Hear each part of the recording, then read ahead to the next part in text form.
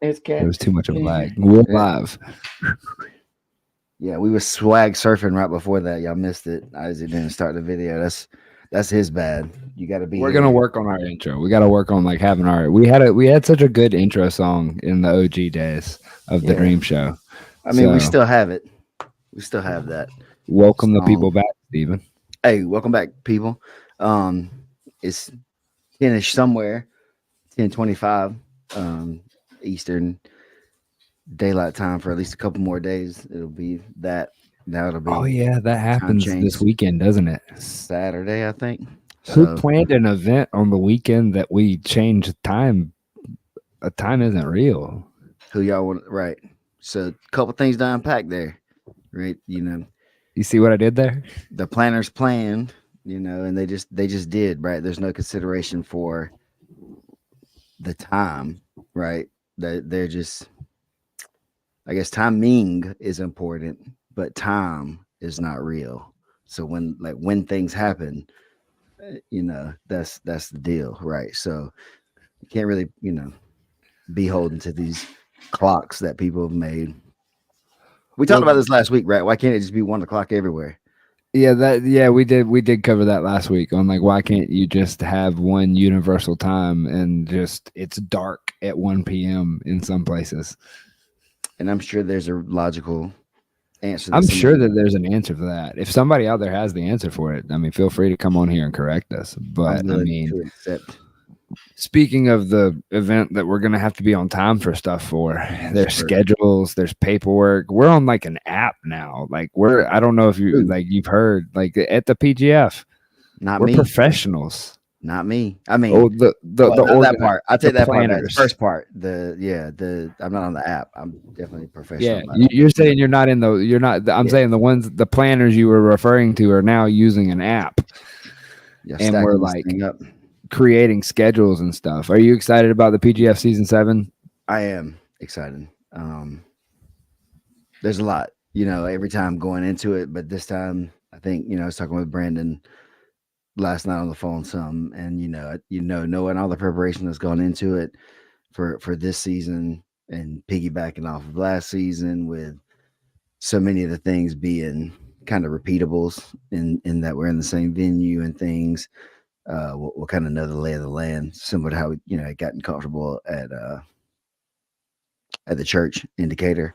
We kind of knew what we were stepping into, and so now that we've kind of gotten through it, I feel pretty good about all that stuff. So I'm not really like nervous in the way that I was last time for the unknown part of it.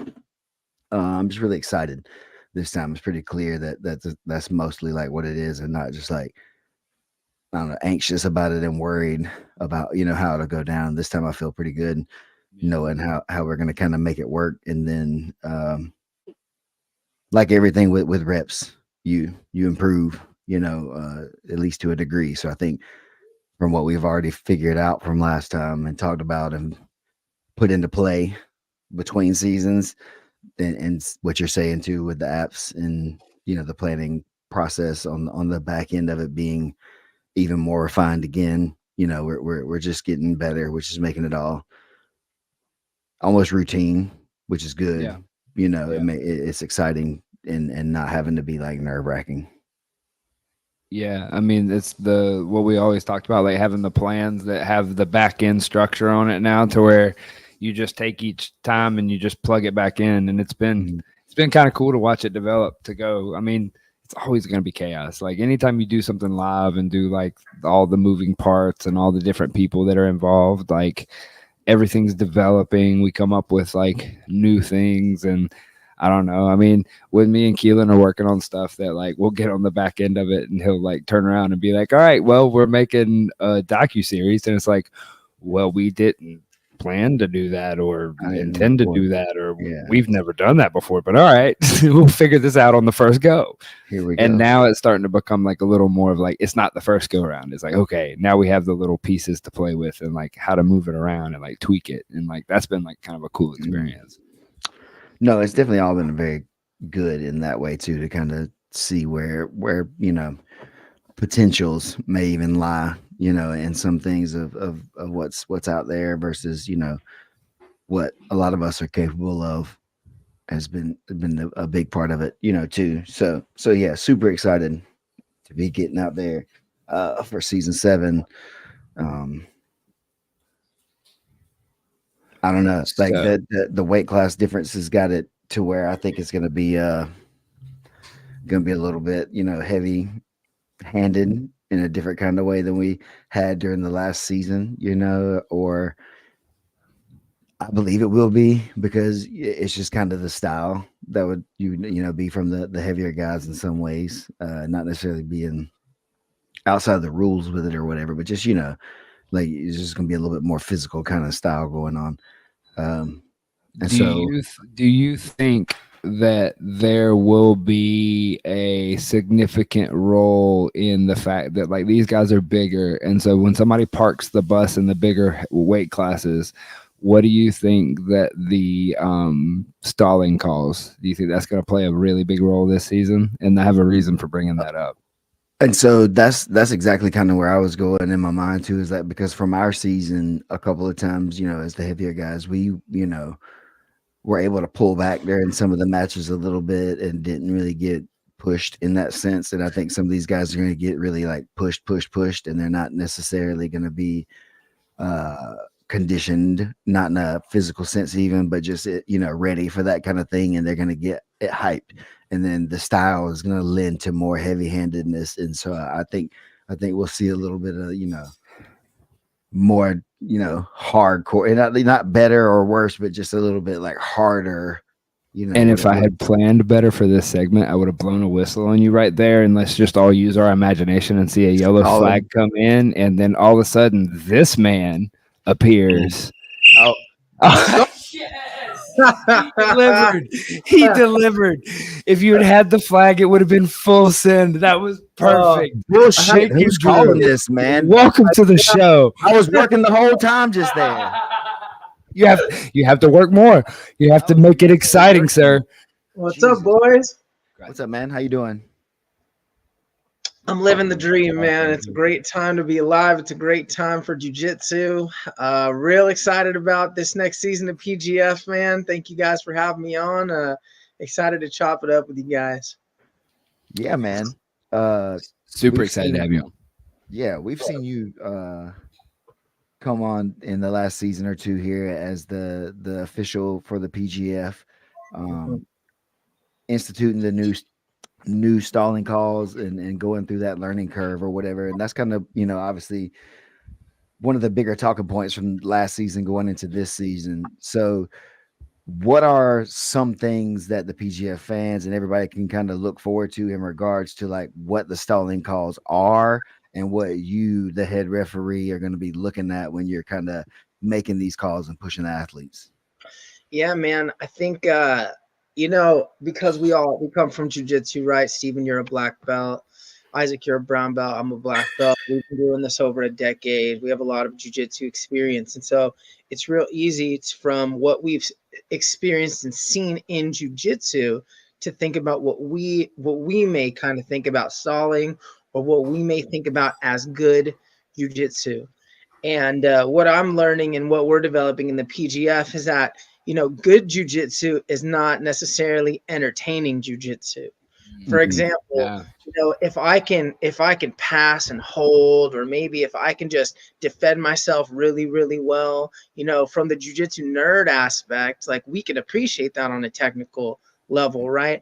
But at the end of the day, we're trying to get eyeballs on this thing, man. Like my mom doesn't want to watch people stalling and holding and defending and framing well. So the whole PGF rule set is when it comes to the stalls is built in the spirit of entertainment.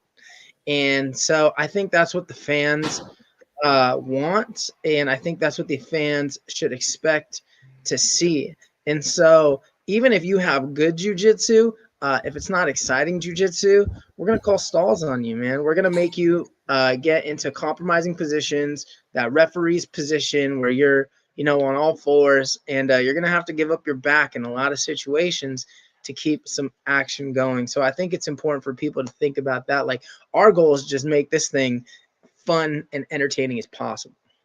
So explain that to me about the referee's position. How does that come into play? At what point would somebody be forced to be put in the referee's position?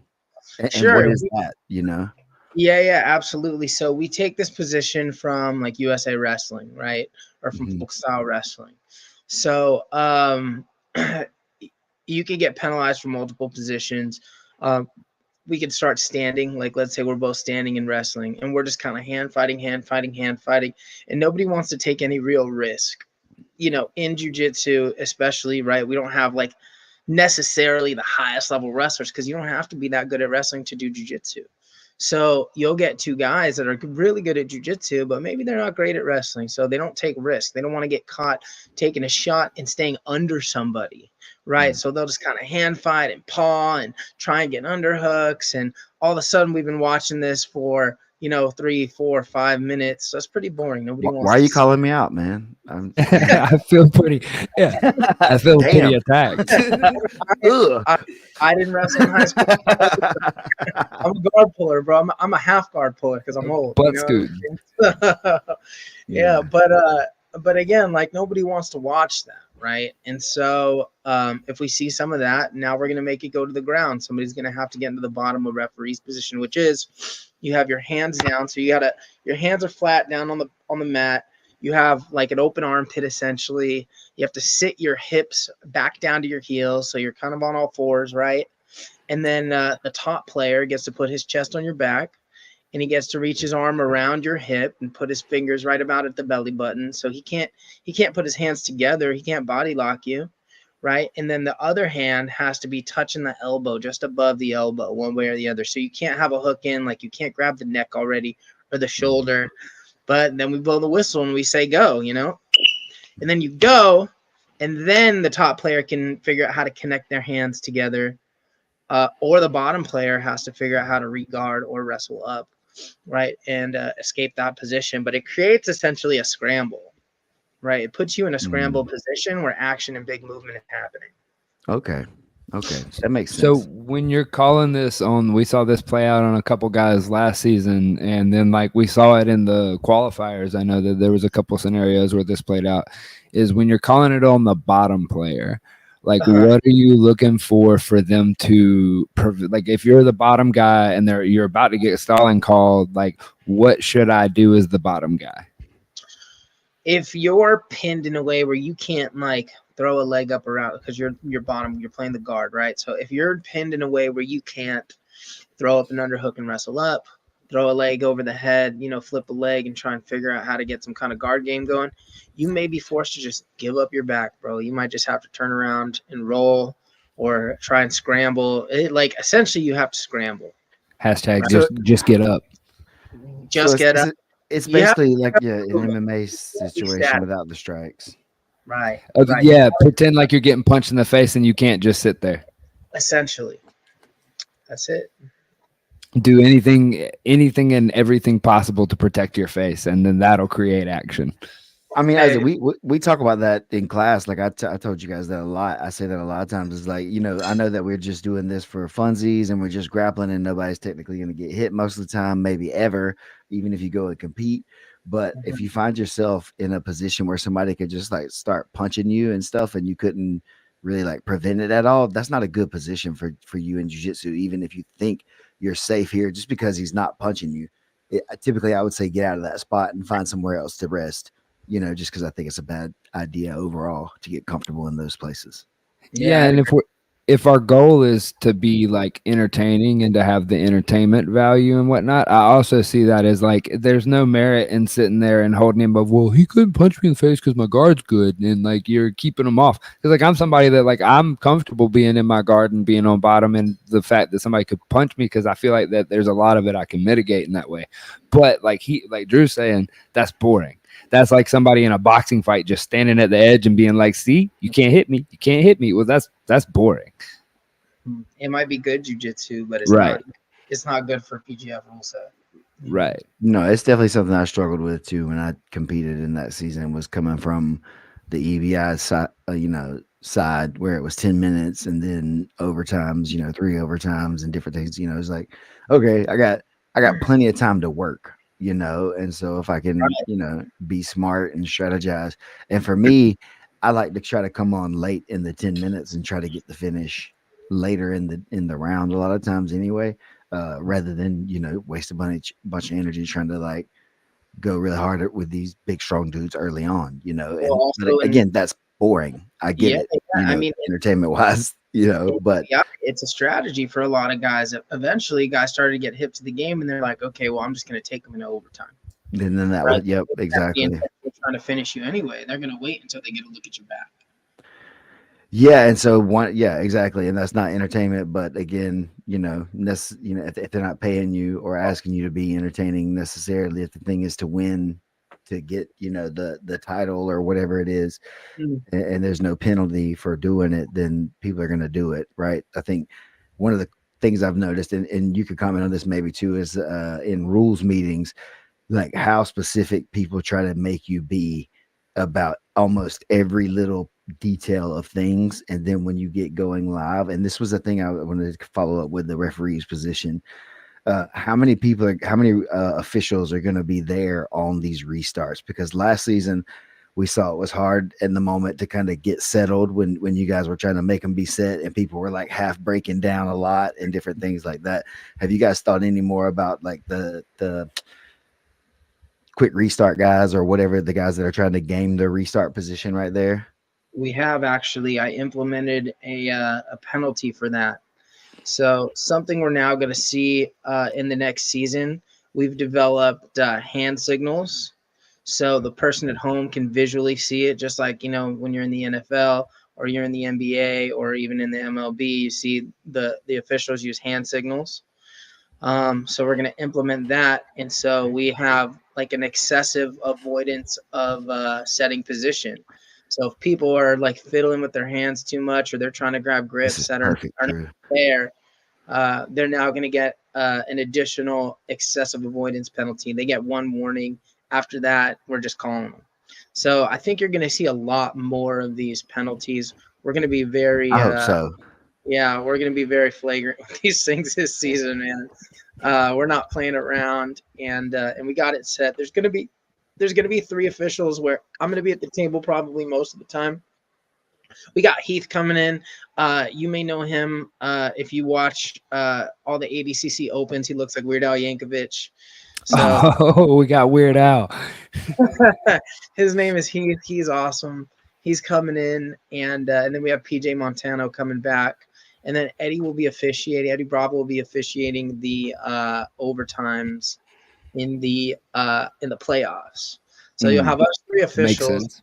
You're going to have 1 official on the mat, just like last time, but you're also going to have an official circling the action on the outside of the mat, doing their best to keep the action back on the mat. Nice. I think that's And good. most of the calls are going to be coming from the table. Okay. Mm-hmm. Okay. That's cool. I like the hand signals thing. That's actually something I told Isaac the other day. I was like, is there something like this in jiu-jitsu? And it was like a baseball thing where the guys were doing some of that stuff. You know, I literally just kind of asked about that. So that's funny. Like Yeah, syncing. we took a lot of them from USA Wrestling, so they're really similar. And we did that because a lot of these guys do wrestle, and a lot of them will have like they'll know, they'll be familiar to them. But visually, I thought for people at home, That's cool. that way they can kind of see like, oh, there's a foul going on, and then hopefully the folks at home over time will learn like, oh, what he got fouled for he got fouled for an illegal grip. He got fouled for, this is a penalty. This is disqualified, right? So we have these things that you can kind of visually like add to what we're doing. It's more professional. Yeah, I mean that's our goal. like that. Our goal is to keep this as professional and as entertaining as we can. And that makes it accessible to the people when they can see the hand signal. They don't have to need to hear Mm-hmm. what's going on too. So that makes it accessible to people. That's interesting. Well, and it makes the rule sets like more respectable in the fact that like it's an official decision as opposed to like 4 guys off to the side arguing, no, he did this and he turned that way and he did this. It's like, nah, this is the one illegal thing. This is it. And then like it moves on. There's a visual confirmation of it on camera, and we just move along with the action and keep it moving. It's like watching basketball. Like they got all kinds of hand signals and stuff that like it never really breaks the action. Okay. Right. And so Drew, after an athlete has gotten one call and been put into the referee's position, let's say they scramble out, and then whatever the case is, they end up stalling again and get a second call. What happens as an athlete gets a second call during the same match? Yeah, it depends on what position they're in. But if it was a similar scenario, like from the standing wrestling or even from passing, right? If you're passing and you're just kind of hanging out, camping in the guard, camping on the knee shield, but you're not trying to make any kind of like real large offensive movement forward, or the same with the bottom player. If you're just excessively framing, but you're not really trying to attack, you're just kind of holding the guy off, you'll get another stalling penalty, and we'll put you in that same referee's position. Now, if you're, let's say, you're on the back, you got a body triangle in, you're hunting the choke, and the other person is just kind of surviving. They're not really doing anything to defend themselves. They're not trying to break that body triangle. They're not trying to essentially maybe have to give up top position or turtle up and stand up. You know what I mean? You got to be making some real big risks here. You're in the bad position. You can also get another stalling call on you that way, and you will not be reset into referee's position. The attacker can choose to defer the position, and so you would get a penalty on you for that match. You would not have to, the offensive player would not have to give up their position, and then we just restart the match. If you get 5 penalties throughout your match, you're disqualified. Do you start and stop each match between like the penalty? Will there be a stop where you guys call it and they separate from the position and have to re-enter? Or were you just going to keep them there and ask? Okay. Yeah, we're going to keep them there. That's what we did during the qualifier, and that's what we're going to do during the season. We're going to do our best to keep the action going as much as possible. Good deal. We don't want to have the whole start and stop thing happen too much. We will be going to the video replays a lot probably this season. Keelan's got it set up pretty nice, and BMAC wants us to lean heavy on that. Like, if there's anything questionable, we can go to the video replay, and that way there won't be any questions. We had a questionable tap last season with Kevin Burig, and then we had another questionable tap during the qualifier, and we reset the guy right back in the heel hook, which is so questionable. We got a lot of the comment section went kind of wild over that one, but I've been reset back into a triangle before. You remember that, Steven? My very first match in the PGF against Dame Leak. I try not to remember. Yeah. Good thing I killed those brain cells. So, but yeah. So if you don't want penalties, man, because like if 2 competitors have the same amount of penalties, or if one competitor rather has one more penalty than the other, then that person is going to lose team points. So how does that work if it's a draw and there's negative points on the board? Is it just team point, or is it like what's the point situation when that happens? Yeah, so if competitor A has 1 stalling penalty and competitor B has 2 stalling penalties, competitor A is going to win 2 team points for their team. Okay, yeah, that makes sense. That's like that's interesting. I like that because that adds the whole nother variability. Is there a weekly limit to stalling calls where an athlete might be like permanently disqualified at some point, or is that me thinking too far? I'll do that. I'm glad you brought it up.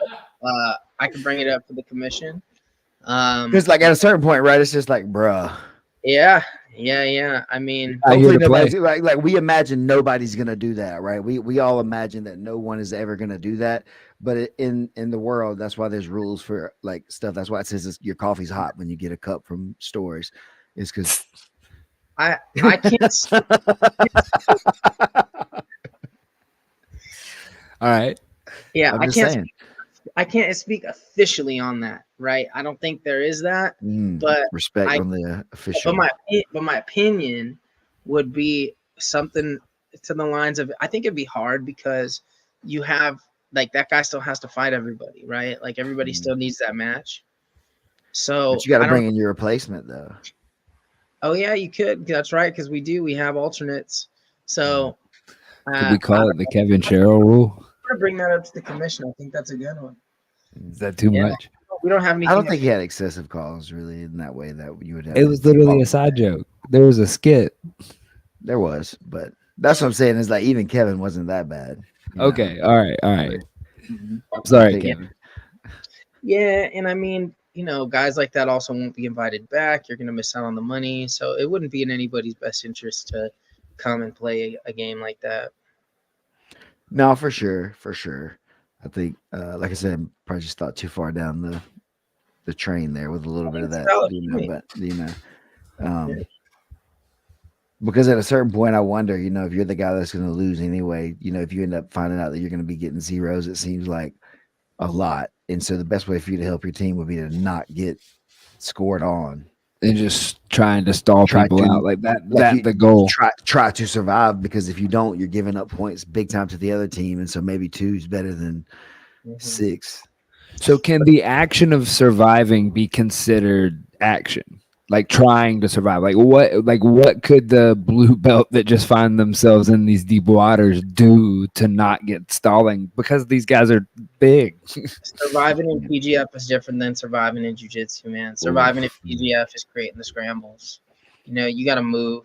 If you're gonna survive, you gotta run like in place, kind of. Yeah, I mean that's kind of what we were saying last season too. They're like, "What's not stalling?" I was like, basically fighting to the death. In a jiu-jitsu sense. Analogy with the strikes, like pretend you're getting struck. Like get up and get out of there and get moving. You got to get moving, man. Like that's what it comes down to. You stop moving, you die.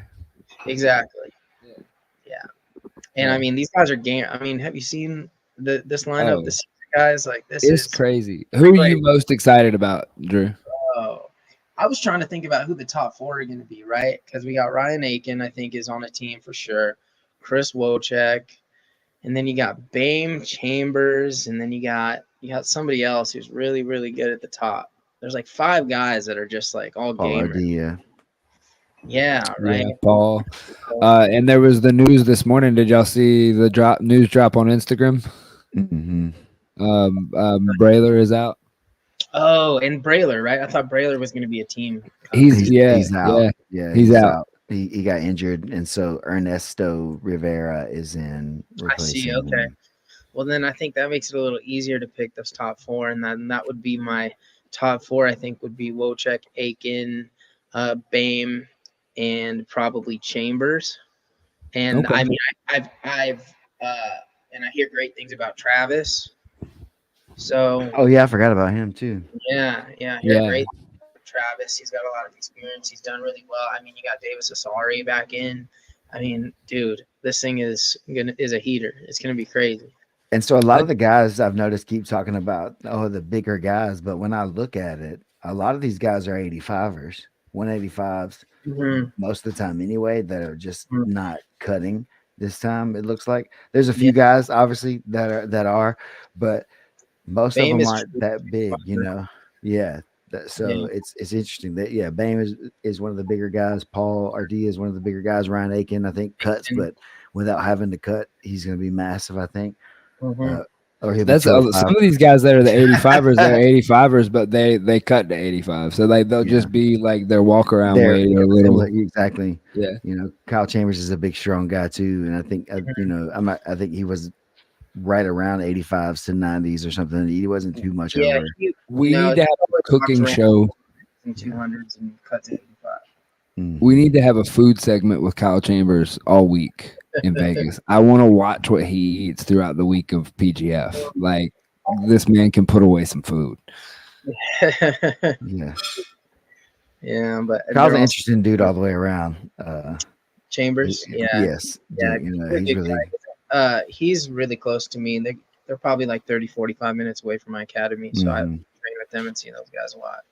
Chambers and Gio and them, yeah. I miss it. Miss what?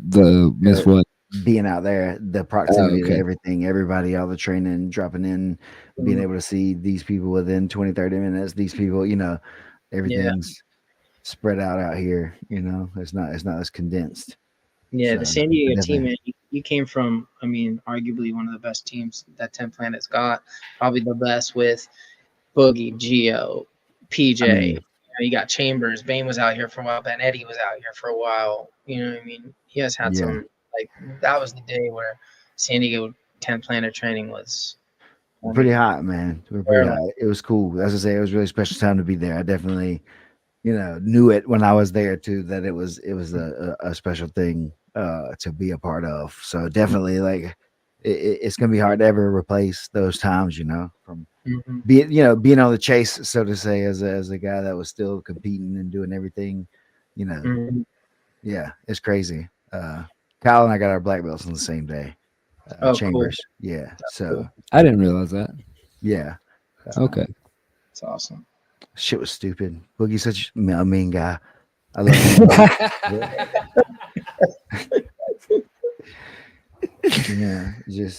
Yeah, he just convinced me that I wasn't getting it for sure, and like other people were that were on my team, and Mm-hmm. so I think he was just Great. one more test to see how I was gonna act, maybe Uh-huh. if I so I went to the whole thing, just like, all Mm-hmm. right, cool, it's gonna be it's their day, you know what I'm saying, and like if Kyle or whatever those people had gotten promoted ahead of me or whatever, I was like not gonna be upset because they are who they are, they're as good as they are and stuff, and so there was no qualms about it, So then when he finally said my name, I was just like, "What?" That's the best. Yeah, it was cool, man. And so That's looking back, it was really, really cool. But like, it was a funny story. Then he was just like, never gonna promote me, and That's how I felt, yeah, man. Like he left me on brown belt for 6 years.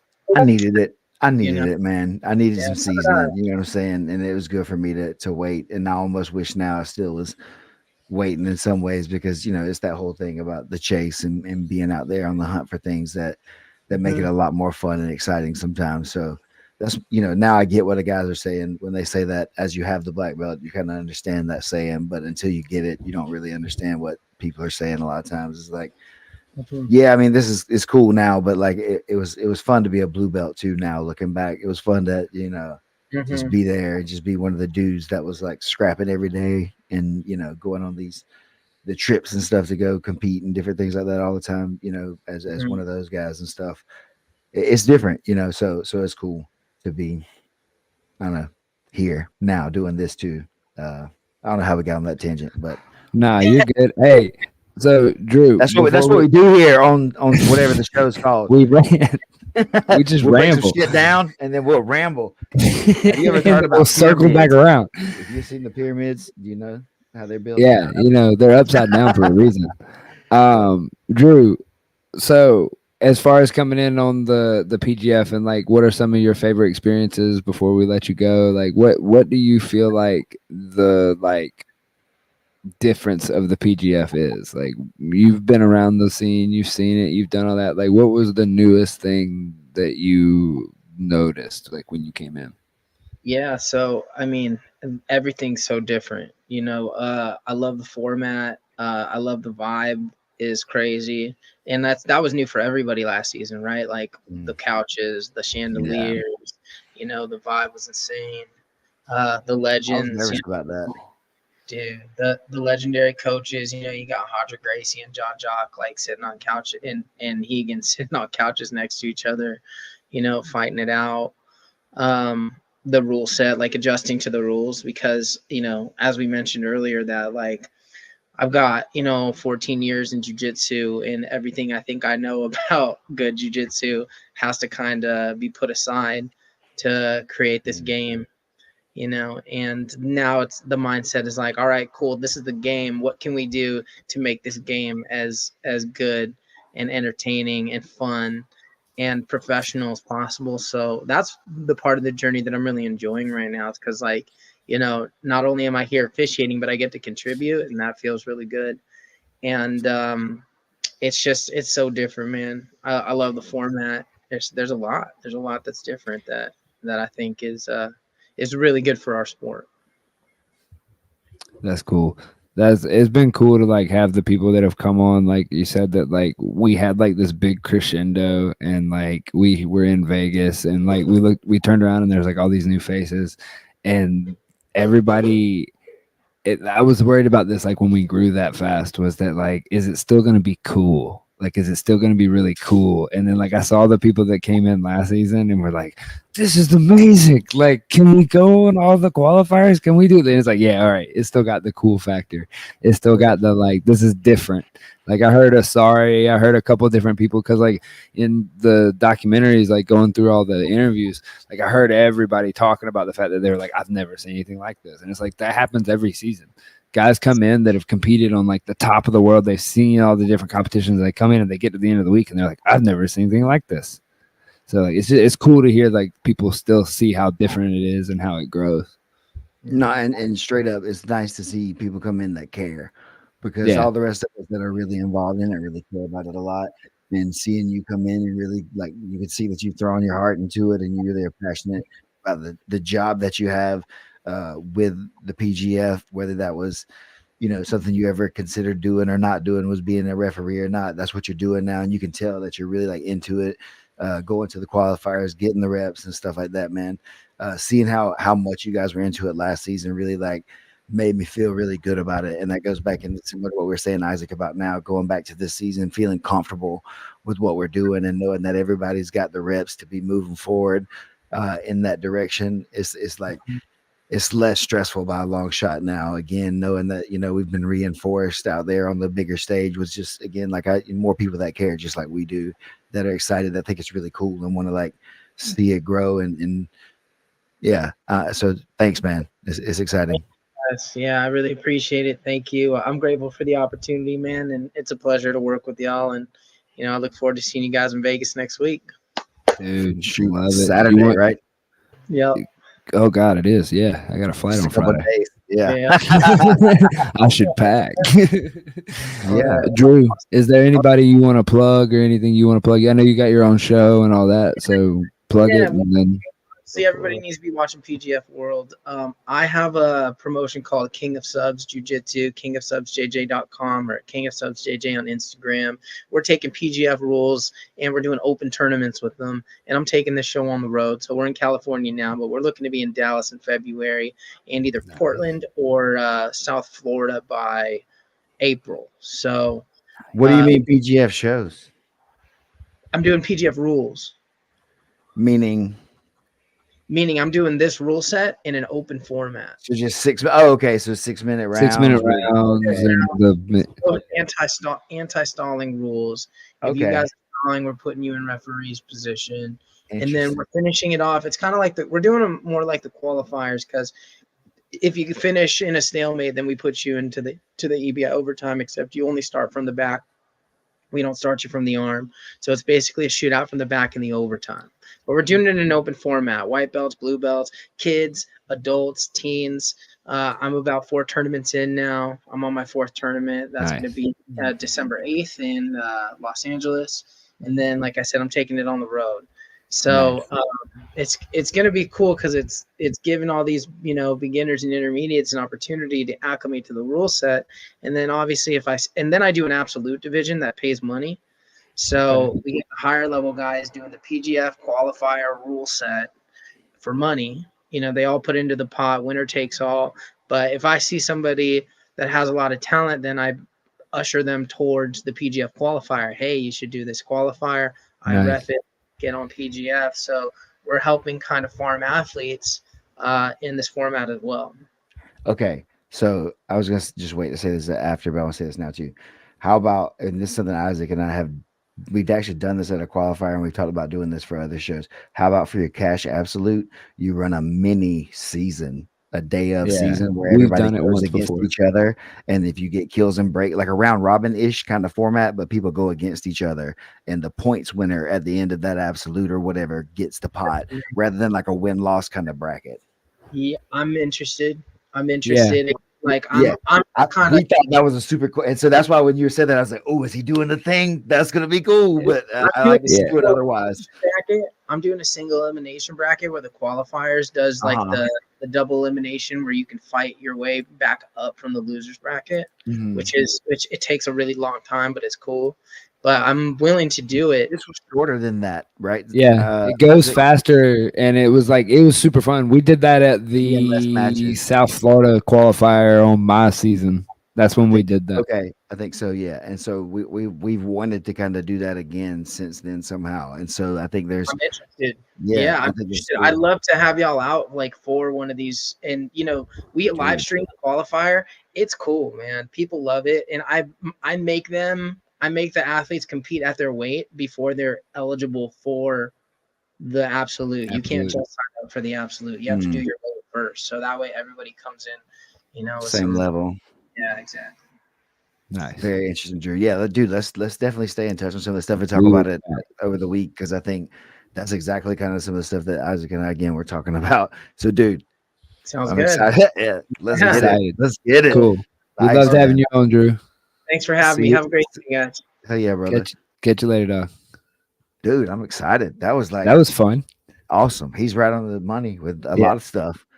Yeah, we've been getting to know each other over the qualifiers, and like PGF qualifiers have a special place in my heart, of course, because like that was my pathway in when I did my season. The Rudy route, as Egghead so much endearingly named That it, dude. but I enjoy like the camaraderie and like the vibe of what the qualifiers feel like. Like to me, the qualifiers, because like I've always made this comparison. I've said this a bunch on different shows and stuff, but it's like we've lived through that like boom that like skateboarding went through like in the 90s and 2000s, and we've lived through that in jiu-jitsu. And like what those qualifiers feel like is that it feels like the traveling like skate show, or like Keelan and I've compared like what we do in some of the like documentation of this stuff is that it's like the and one clip tour, if anybody's old enough to remember that. Like that's where like you get to go see these guys that like they're the best in the world and they're cool, but I want to see them do something really cool. I want to see them like spin the ball around the back of their head. Yeah, and so I think that's right on the kind of the money too, in a way, and we just got to stay in whatever that is. You know what I'm saying? Like to where it's still competitive and fun, but also there's like the stakes. The jujitsu maybe still first and foremost. Yeah. The important part. I don't know. Well, I mean, obviously- okay, the jujitsu, like it's like what Drew was saying earlier, is that like the jujitsu is still at the forefront because we're just taking the jujitsu. We're not saying do like trash jujitsu and like be like silly or do something. Like what we're saying is take the jujitsu you know. We all know jujitsu, especially at this level. Like look at who's in this roster. Like all of them know jujitsu. We know who's good. And Brandon said it before. If we want to know who's best in the world, like, okay, there's already shows out there that'll show us that, like, as far as doing good jujitsu. I want you to use the good jujitsu to do something cool. Like, do a kickflip, Right. like, do something cool. Yeah.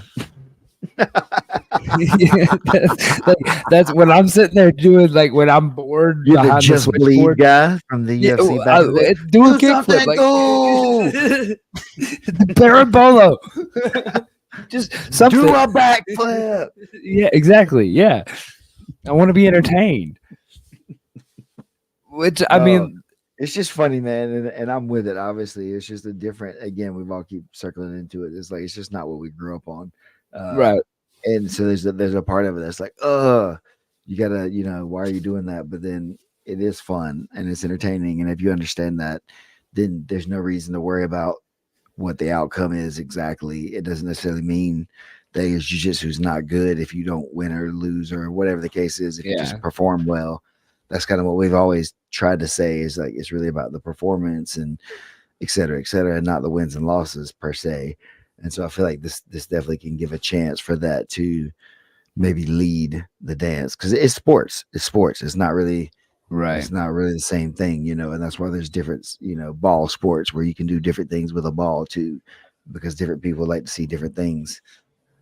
So speaking of sport and combat sport and entertainment, You and Segue. I have had a text chain going back and forth since I discovered this. And look, I was offended. I'm going to talk directly to Keelan for a second. Oh God. I was offended when I found this Take me off profile. screen for this. Okay. Hold on. He pointed at his face and everything. I was scared. How do I? Oh I don't man, know. it won't It's let okay. me. Just go. Oh, there we go. All right, Keelan. There we go. I was offended when I got to this Instagram of what I'm about to pull up, and it's the Ultimate Self-Defense Championship. And I discovered this on Instagram just through my reels, just doom scrolling, and Keelan was following it. It said Conscious Keelan right there under the followers. And I was like, you've been following this all along and you never shared it with me? Like, this was perfect opportunities. But anyways. Is that betrayal? Is that what it's like? You just feel like is that what that feels like? It sounded like that's what I don't know. That's what I'm trying to ask you. Is like, where is the sensation in your body? He and I have the friendship of like, which I'm definitely, you know this, I'm heavier handed on how frequently I will spam somebody's inbox in a heartbeat. But like, we literally have text chains that have no words back and forth. They're just literally memes and reels. And I'm pretty sure he only watches like 25% of the reels I send him anyway. So it's a numbers game for me lobbing him his direction. I think I have several friends that are each way like that with too, you know. Yeah. You know, I think that term is super cool. We're homies. Like, love you, bro. But like pebbling. Pebbling, is that what that is? You bring them little pebbles, you know, like penguins.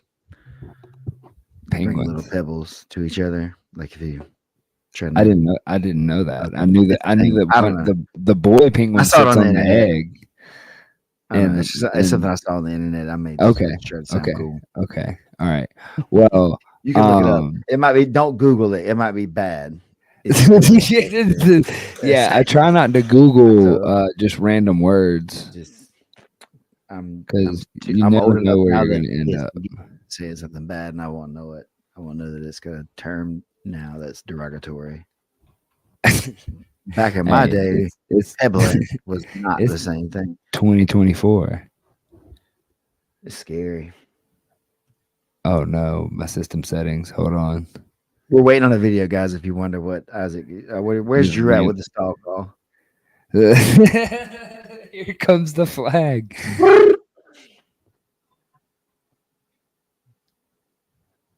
Okay. Apparently, I had a security thing set up, and it wouldn't let me share what I was trying to share. Okay. I'm not trying to like get dinged. This like shouldn't do anything copyright wise or whatever, but like I'm really just trying to give props to Homeboy because look, the video that I saw was on a bus. This one that I have pulled up, they're simulating a bar fight. Okay. And these guys are separate martial artists from separate individual things. One of them's a UFC fighter. I don't remember the guy's name off the top of my head right this second. UFC I probably should have written that down. Yeah, he's a UFC fighter. Okay. Oh, Artem. Is that who was in that? Yeah. Bofofem or whatever, maybe. Yeah. So like it was, and so like this guy set this up. He went to Australia. He has like a whole story on his channel that you can go watch, and I'll plug his channel. And I should have put it on the show notes, but I'll put it in the show notes afterwards if anybody wants to check it out. But can you see the screen? Yes. Okay. Oh, X Marshall. Yeah, X Marshall was a sponsor on this as well. Like I'm like, how did I not know about this? So quick. You haven't wondered enough. So the premise is they have these different things where they go in and they actually have like breakdowns where they talk about like how it happened, how it played out, and they score on based off of it. And they got like these bouncers that come in and break up the fight. They have different scenarios where they like step in, they're going to go play some pool. Like one of the guys is drunk and then like there, like it's okay. You know, we sit there and people talk about jujitsu and they talk about the different things that like does work and doesn't work. How long does the fight last? And like these guys are like testing that out, but they're pretty funny. So let me come back to you and remove. All right. So thoughts on the videos that you've seen and that you just saw? Just cold reaction. I think it's interesting. Obviously, being a setup scenario, it's really hard to gauge like what can and really might happen in that kind of scenario so much, because it's still sort of, like what you're getting into in a way, even though you don't know what you're getting into. Yeah, Um, You're but I able do, to like mentally prepare. yeah, I think, or you just, yeah, and it's safe. Uh, Also, it's not like really dangerous. They're not gonna let you get hurt too much. Which Um, that brought up a good point, and I want your opinion on this. Is that like so? I don't know if you noticed in those videos or whatever. They've got those like football helmets on that are like the sparring helmets. mhm. The problem that I have with that is that like I agree, okay, we're trying to be safe so that this can be like a thing, but like in an actual bar fight or an actual thing where somebody just like cold cocks you, like you don't have a chance to like prepare for it or whatever, they just walk up and they just punch you in the middle of the nose. If they break your nose, if they chip an eye socket, if they do, which all can happen on the very first punch. The very first, they could hit you with a, like, I don't know if you've ever seen somebody get hit with a whiskey bottle, but whiskey bottles don't break. Like it's just a club, especially if it's full. And so like you get hit with that, like you don't, there's not another few steps in the fight. And so it's like the initial movement, which they talk about in this. And so like I give them props that they break it down and they come at it from a martial arts aspect and they talk about it. But I just do feel like that, like, and then what are we gonna do? Are we just gonna like, let some guys just break each other's face on the internet to prove what's Right, better? and so that's the whole thing. Every time it becomes something besides a real fight, it makes it not a real A real fight, fight. and so then you can't really say, because there's a caveat, and nobody wants to be permanently maimed just to prove a point. Really, not really most of the time. That's why people don't fight most of the time, because they're afraid of getting hurt, even if they're going to win. Smart people are, good fighters are. They don't want to get hurt. They don't want to have to hurt somebody else either. That's not prepared to be hurt most of the time. Because that's the measuring stick of fighting. Is you hurt me, I hurt you. Whoever gets hurt less wins, right? Yeah, and no, I want to hurt you the most, the fastest. Right. And I think that's probably the same thing you're saying, but I just want the perspective to be like You're right. the escalation of the violence quickly is what makes it different in real life. And then like the weapons or whatever and things like that, that makes it, the choice of like fighting these dudes is obvious in this scenario. It's like, yeah, I'm definitely gonna like fight these dudes. Versus if I'm at a place like this in some way or whatever and stuff starts happening, I don't know who's friendly or not. And so you got to react to that kind of idea. So there's just a lot of, but I think this would be fun. I would do this. Would you? Yeah. Oh fuck yeah! I mean, are you going on record if my man does another? This is his second season. Yeah, I'll do stuff like yeah, man. I'm an experimental martial artist. You know what I'm saying? I'm okay. I like that. I'm willing to try some things, especially that's this safe. I feel like yeah, I feel like this is way safer. Like I do, and now we've talked about it a bunch, but the X-arm thing I did, this is way safer than that even. Okay, yeah. For the new listeners that are out there, what did you do? The extreme arm wrestling where the people are kind of tethered to the table and fighting and arm wrestling at the same time. I did the pilot episode for that. That was a long time ago, but still, it's like there's no safety involved in that. I thought it was a cool new sport idea. I was like, yeah, it's fighting and it's arm wrestling. I ain't really looking for the arm wrestling, but I'll punch somebody really hard while I'm holding his hand. I mean, looking him in the eye. We're at the same distance then, right? It's like that's like if you know, right? You figure out your distance right there.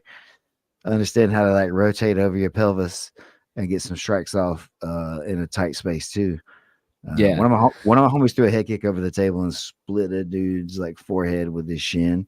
And so like, all right, if he threw the head kick, did he throw the head kick with the opposite arm, like opposite foot? So if it's left arm, that's impressive flexibility. It's angle. Yes, okay. But still, it's basic flexibility for anybody that's a good kickboxer, probably. But I'm just saying, like That's like when somebody goes, I can't play rubber guard. And you're like, it's angle. I'm like, you're right. everything's your angles. And so that's in relation to a table. You can't just pull your knee straight up, but if you can pivot onto that elbow, then you can use that to kind of launch yourself into a kick almost. Like Okay. you see this in And movies all the use them time. as the counterbalance Yeah, almost. it's movie stuff at that point. You're just Yeah. making stuff up as you go, and that's what was our job, was to see what we could do. I broke a dude's shoulder, is what they said. Like I broke a bone in his shoulder. I just kept punching it. The one that we were holding with, I just like. I didn't even know you could do that. His arms were too short or something, and so I just started. They didn't say I couldn't do it, right? And so that was the thing. We were trying to figure out what you should and shouldn't be able to do. Shouldn't do. And I was like, all right, this dude. And so again, he was talking some karate stuff, man. He was asking about like, could he do ridge hands and like, could he? And I didn't even know what that Chicago meant. ridge hand. I didn't know what that meant. You know what I'm saying? My man was like, he was saying iron palm and things like that. He's gonna rip your heart out on live television. And I was like, nope, not me. I'm scared. I'm gonna hurt him first. And so I'm gonna arm wrestle him down, or I'm just gonna start punching his arm. And listen, I've told you guys this before in class about stuff too. It's like attack the single part of the body, and if that's what I got to arm wrestle to beat, if I can wear an arm out, then I can pin it, or I can eventually beat you, whatever in that way. So it was like isolation. Like he's flexing that arm, and if I just keep, and so point proven, it'll break stuff on some people that made that illegal. That's hilarious. So this thing's super safe. I have no problem with it as an idea. I think it's fun to get different people from different rule sets, and maybe everybody should be forced to kind of do something like this once or twice. I think it's super cool. It would be a cool aspect too, to just like, even almost like have like self-defense classes that are they get super, like go to their channel. The channel is Martial Arts Journey with Rokas, ORKAS. That's the YouTube channel. Hey, put me in, man. I don't want to do anything too crazy, but if I got all these pads on, they fight zombies. They've got one where they fought zombies. Like they had like people dressed up like zombies, and you could like punch them and like hit them with nunchucks and stuff. Like brother. Well, hey, we'll hit our guy up. We'll tag him in some stuff. We'll see what we can do. I want to do a spinning kick on one of those, like on a zombie, bro. I swear to God, it's range. I think we could get Bobby all of them out there in a suit and some snake skins, killing zombies.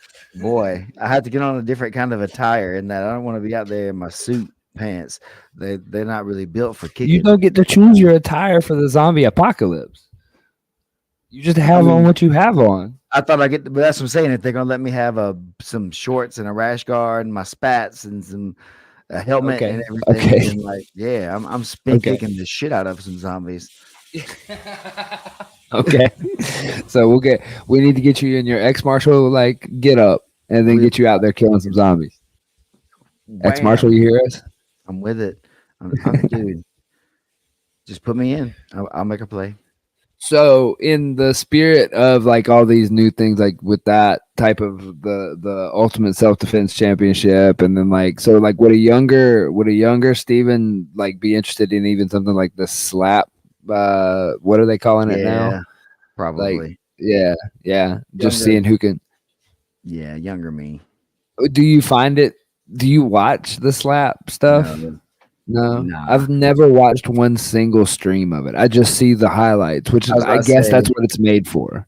I will maybe watch it if it pops up on some kind of Reels feed or like in the news feed. Yeah, I'll watch it, but I've not once gone like, "Oh, did you see the slap card that's coming up?" Yeah, and that kind of goes to a few of the things for me personally that I've kind of, I don't know, man. Anything where somebody's like getting too much like brain trauma, brain damage, for sport is not really something that I'm into anymore. The whole thing is just who can take the shot harder. And let's, like I said, younger me who didn't have any of the knowledge I have and injuries I have and things that I have, I was like would definitely be more willing to kind of take that. But I don't know, man. You know, there's just I don't know. I just don't see. I don't know. I don't see the need in it. But obviously, it's a thing. And if these guys are people, you know, males and females, I guess, are being able to make money and support families or whatever, then like Yeah, who am I to say? You know what I'm saying? if it's a thing and people want to watch it, and it's, I mean, the people exactly. decide. And within that realm, you know, it's not like indecent or anything, I guess. No, And there's no, you can look away.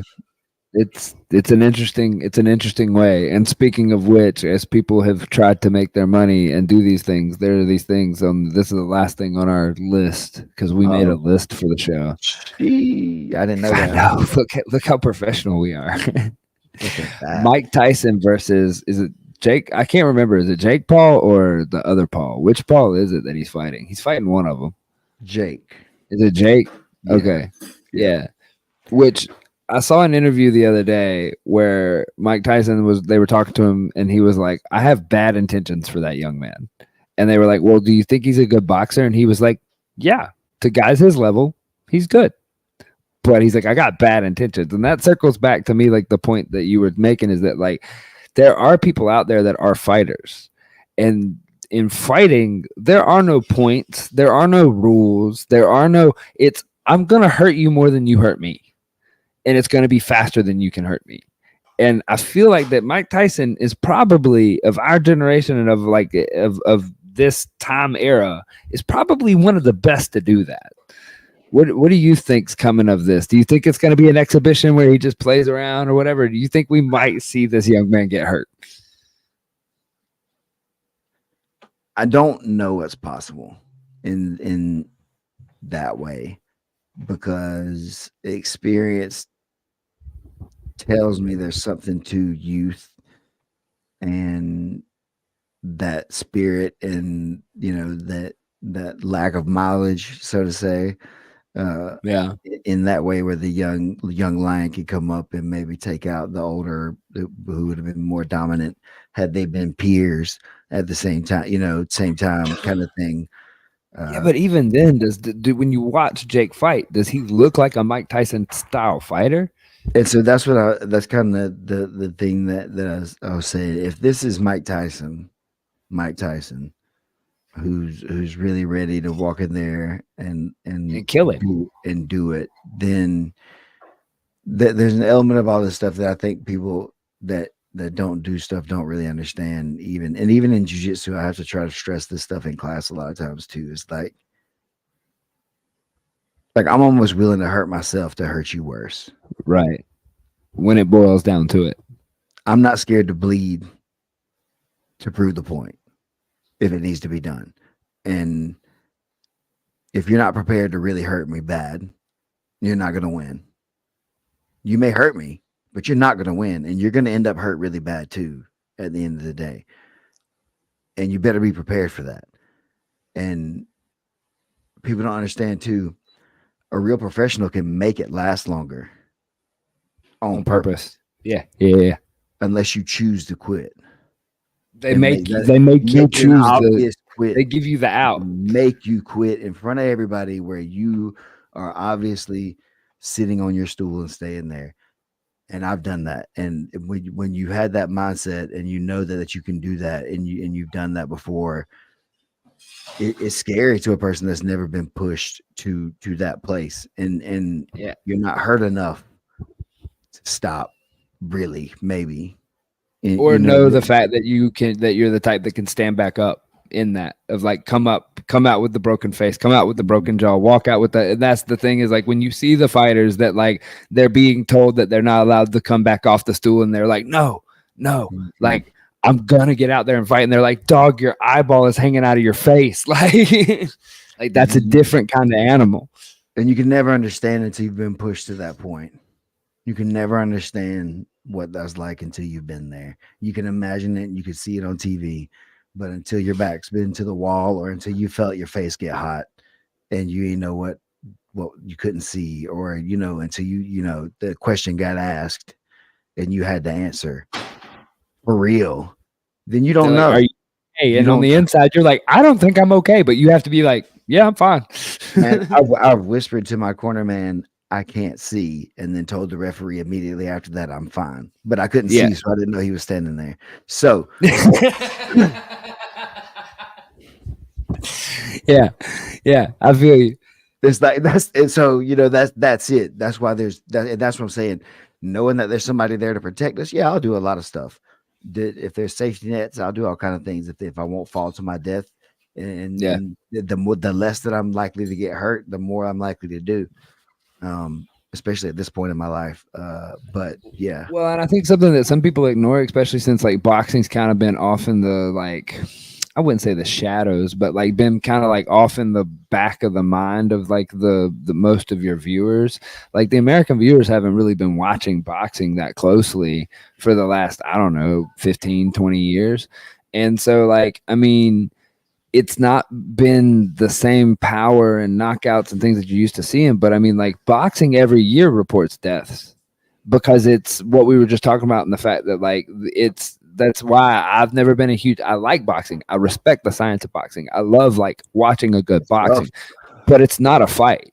It's a gentleman's agreement of who can take the most headshots and be standing at the end. it's also a sport. It's okay. I guess that's a better way to put it. Is that it's a sport created Yeah, like around you said, it's that a one gentleman. rule. Like that. No, that's what I'm saying though. You're right. It's that's what it is though, and that's what Yeah. it started as the the Queensberry rules or whatever. This is what we fight under, or Right.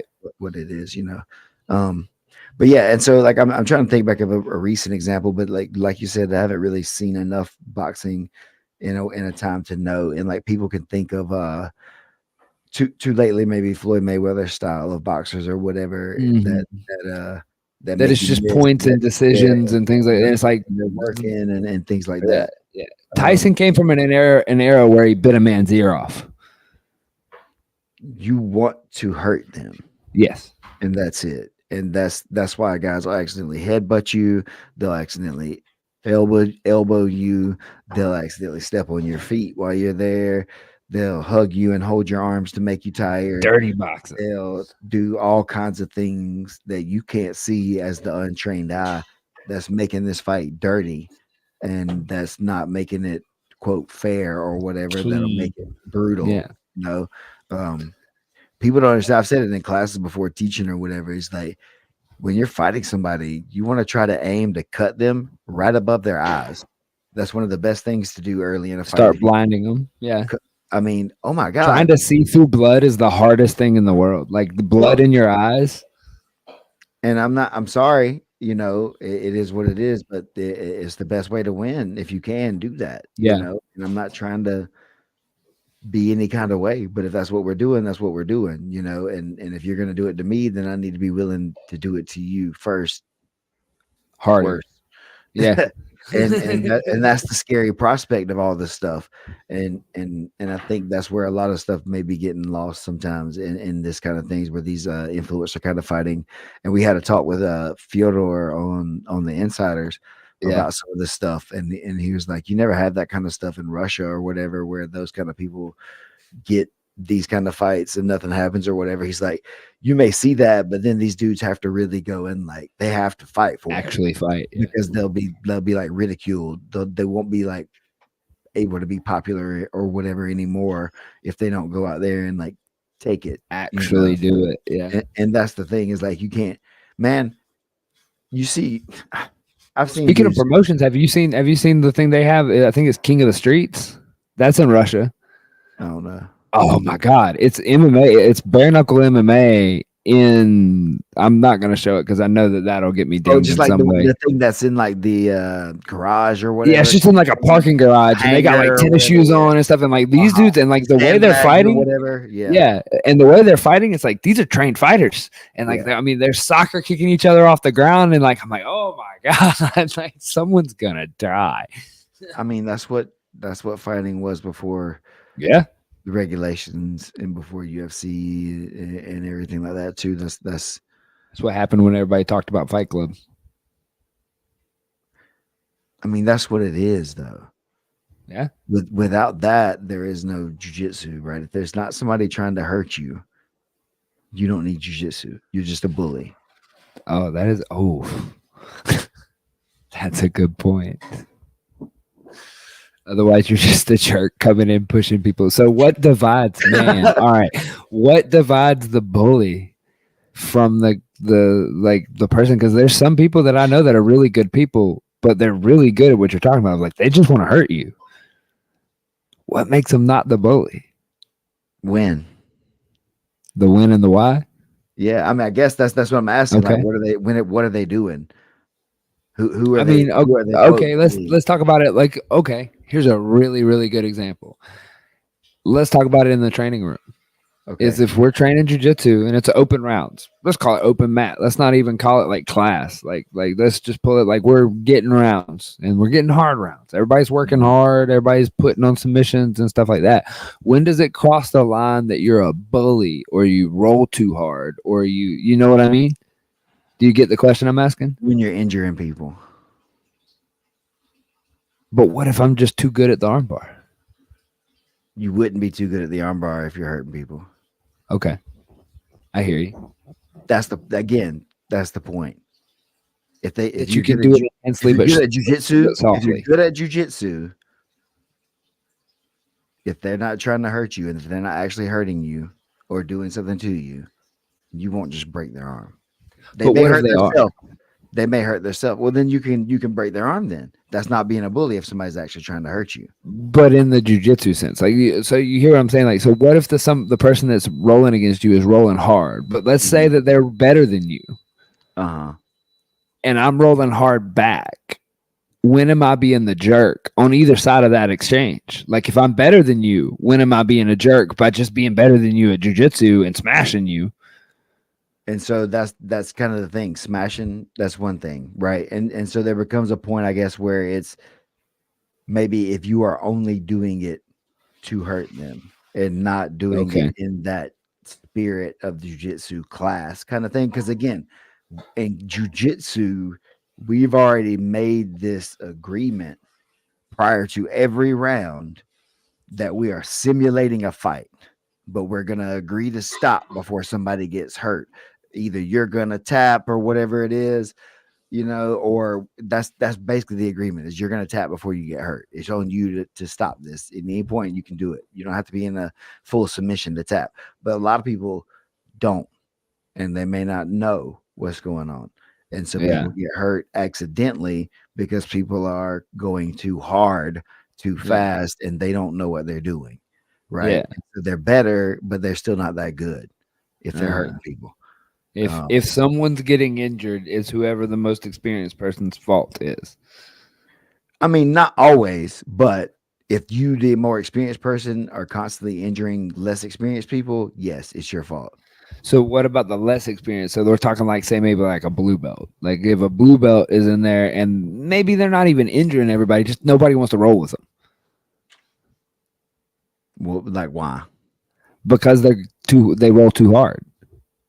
What is that? Like where do they need? Are they wrong? Are the blue belts wrong? Or are the people that are getting smashed and not wanting to roll with that blue belt being like, oh man, they just roll too hard. They just smash me all the time. Well, he is being aggressive, but he is a little bit better than you. So maybe you should just be better at dealing with that pressure, right? And so then, no, you don't have to roll with everybody. You don't have to train with anybody. There you go. Yeah. You don't have to do anything you don't want to do ever. And if that guy keeps forcing you, then you can do whatever you got to do to hurt him to make him stop. And so the thing is like, no, dude, I don't want to roll with you. You're going to hurt me. What? Are you going to roll with me? And it's like, no, I'm not. And because like you're a bigger guy. Like you're a bigger guy. I never make people roll with me. But I've seen that too, where like you've also like people have rolled with you and then they get done rolling with you and they're like, oh, that was pleasant. And it's like, yeah, like I don't have to be a jerk. Yeah, I prefer not to. That's how I know I'm good, is because I don't have to do that kind of stuff. Right. So do it when people turn it up too, though.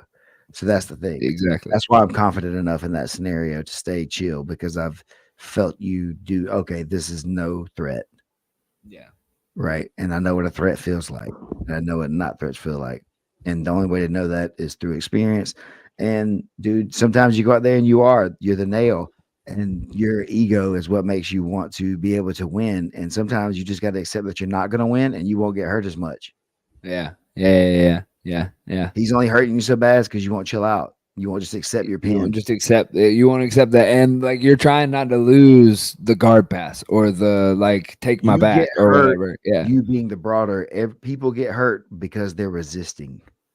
You don't get hurt for Mm, going with the flow often. Very typically, that's why we teach everything that we teach, and people don't understand that all the front rolls and back rolls and Granbys, and that's all to be able to go with the flow, not to fuck somebody up on intention. It's to be right. able to go with the movement and counter the movement without getting hurt. It's to be able to fall down and not have the breath knocked out of you or hit your head on the concrete and then be able to do whatever the next best thing is, not necessarily throw up reverse de la Hiva and get some dragon and smell the guy's butthole, you know, to do whatever you got to get him to pull down.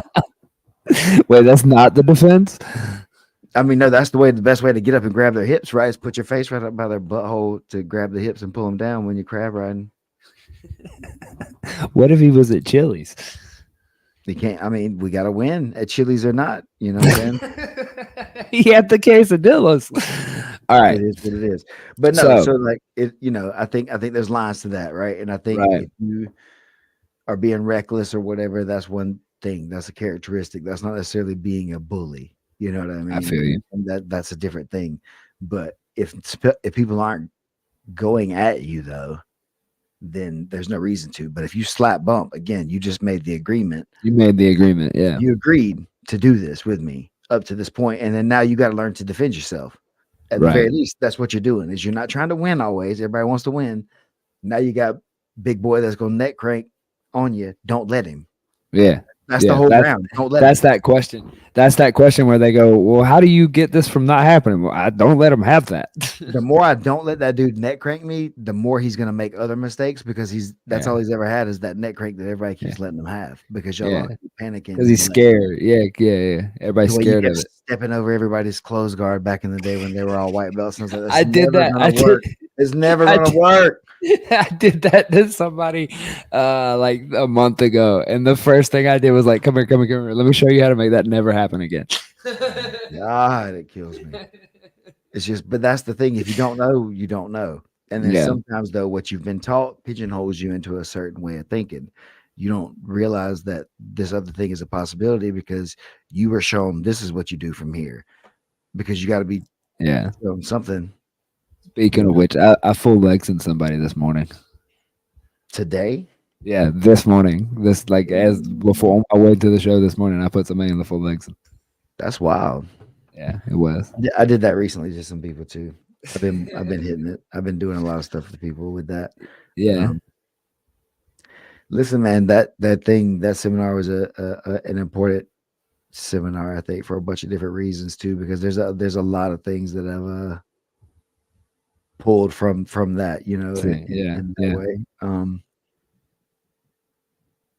And that kind of goes into all the rest of it too, is like, you know, from each thing that you learn, you could learn the next thing, you know, and so being fluid with your motion and your things like that's going to be the best way to kind of get the best response. And, you know, depending on your goals, you know, if your goal is to be like a world champion, you can take damage definitely to get that. You can take more damage than the person who just wants to be good enough to kind of defend themselves to a degree has to be. There's certain prices for what you're trying to do. Yeah. The price is the price. And at every sport, to be a great sportsman or woman, the price is the price. None of us ever get out of that free and clear. You got to pay to play.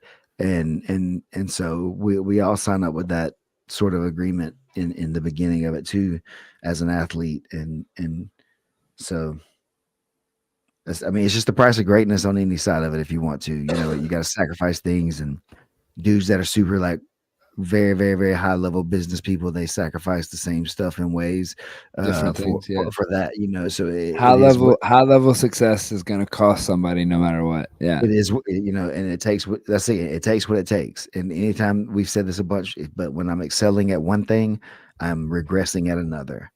It's just part of it, and it's not inherent. Right. It's not right or wrong. It just is. It is, and it's okay to say that, because people used to say, "Oh, you shouldn't." It's like, no, I understand that I am making a choice to do bandwidth, not that, and that's okay. there'll be a time where that may be more important, and I'll focus on that when it's more important again. But for now, this is where the majority of the stuff needs to be. And Seasons. yeah, exactly. And that's real life. When it's killing season, it's killing season. When it's bread season, it's bread season. It's killing season this Saturday for us, starting when they fly into Vegas. Woo! Hitting that Hodge Gracie seminar at 10th Planet Las Vegas. Whoever thought about that? It's wild. That's wild. I've talked to a couple people about that recently. It was like They try to act like it's normal. I said, this ain't normal. There's a Gracie teaching at a 10th Planet. CERN collider kind of shit caused this. There's some kind of wrinkle in the damn universe that we're all a part of, luckily, you know, in every other dimension. This isn't happening. Yeah, I don't know another timeline where this would ever happen.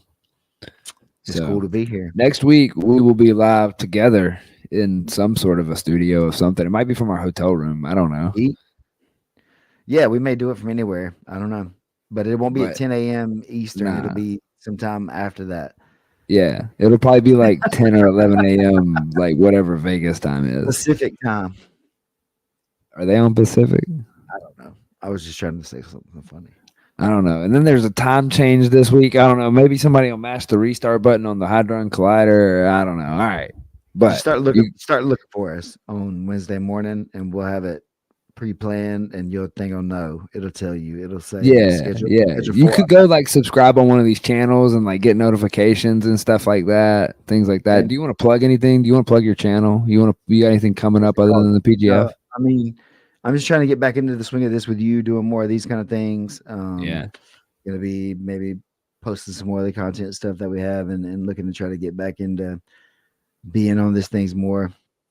But nah, man, just crushing at the PGF stuff, ready to be onto that. And it's been fun to be able to have something like that, just to kind of be the main focus, other than the day-to-day work of like running the school and stuff like that. Is like that's been the bigger thing lately. So it's cool. I'm excited. This will be fun. See you peeps next week. Tune in to the Two Fingers show. I'm trying to find my cursor. Oh. Boom.